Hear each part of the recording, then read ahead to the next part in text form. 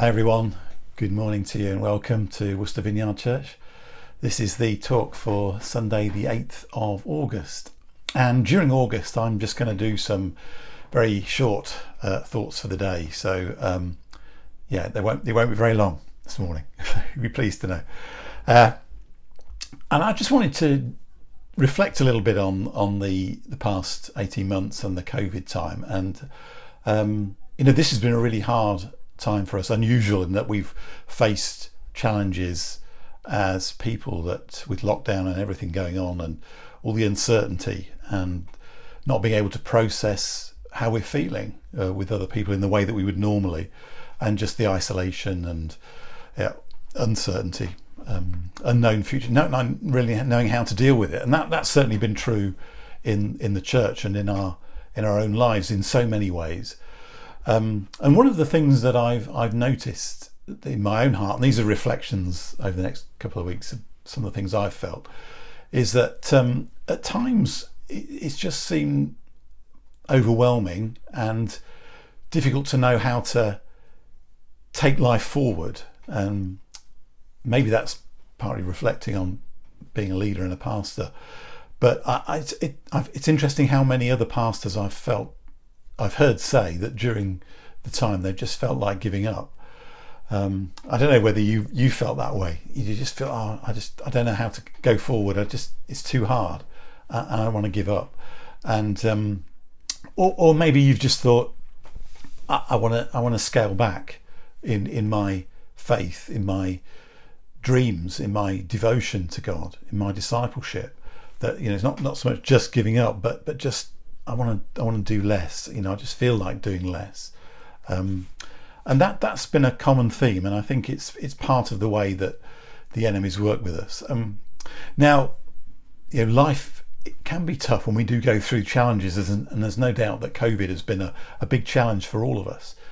And when we're going through difficult times, it's helpful to have others around us who keep us going. It's well documented the difference that a crowd makes to those in sport. Empty football stadiums, it's much more difficult to play, and particularly I think with the crowd effect of running long distance runs, half marathons, they're so much easier if it's not easy, but it helps if there are a crowd to cheer you on, to keep you going. If you're not doing it just sort of in isolation.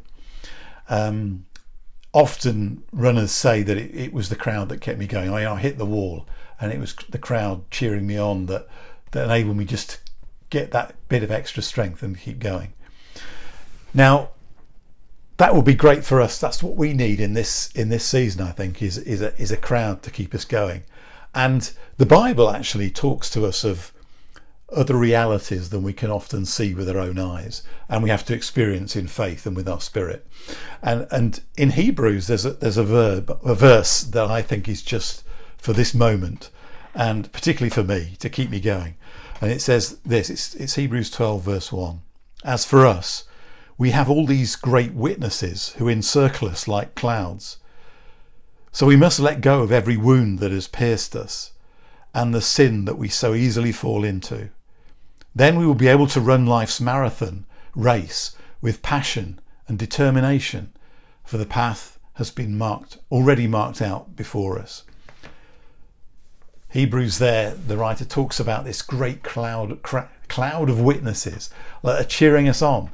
They're the people that have gone before us and are in heaven. And we mustn't think of heaven as being too far away. It's not as far away as we think. It's a reality. So this is a reality that there are people who are cheering us on, people who've gone through life and are now in heaven, and Christians that have gone before us, many who face difficulties and troubles, and they're cheering us on. They are. And I need to understand that in my spirit. And even more importantly, we have a cheerleader, and that cheerleader is Jesus. In Romans, it says this in Romans 8:34. Who is he that condemns? Christ Jesus, who died, more than that, who was raised to life, is at the right hand of God and is also interceding for us. Jesus understands our weaknesses, and he's praying for us. And part of what that means, I think, is that he's cheering us on. He's saying, yes, go, keep going, keep going. I'm praying for you. I'm interceding for you. I understand. And I'm doing that without condemnation. It's sometimes when we feel like giving up, we can feel quite condemned, but there's no condemnation. That's the great thing about the cross. And Jesus is our cheerleader. He's cheering us on.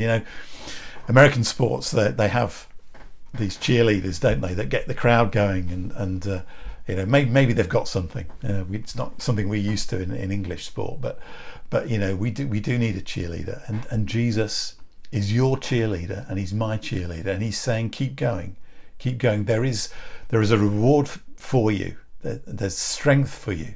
My spirit is with you. I'm praying for you.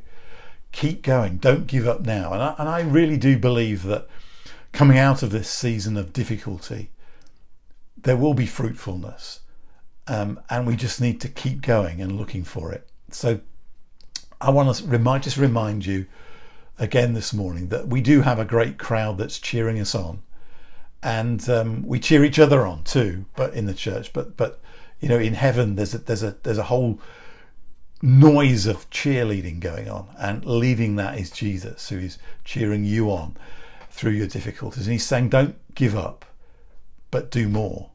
Press in, press on, and we will see a reward for the kingdom. So God bless you in this time, and may you know that crowd cheering you on, keeping you going, and may you know the strength of Jesus as he prays for you and as he releases his spirit to you. God bless you.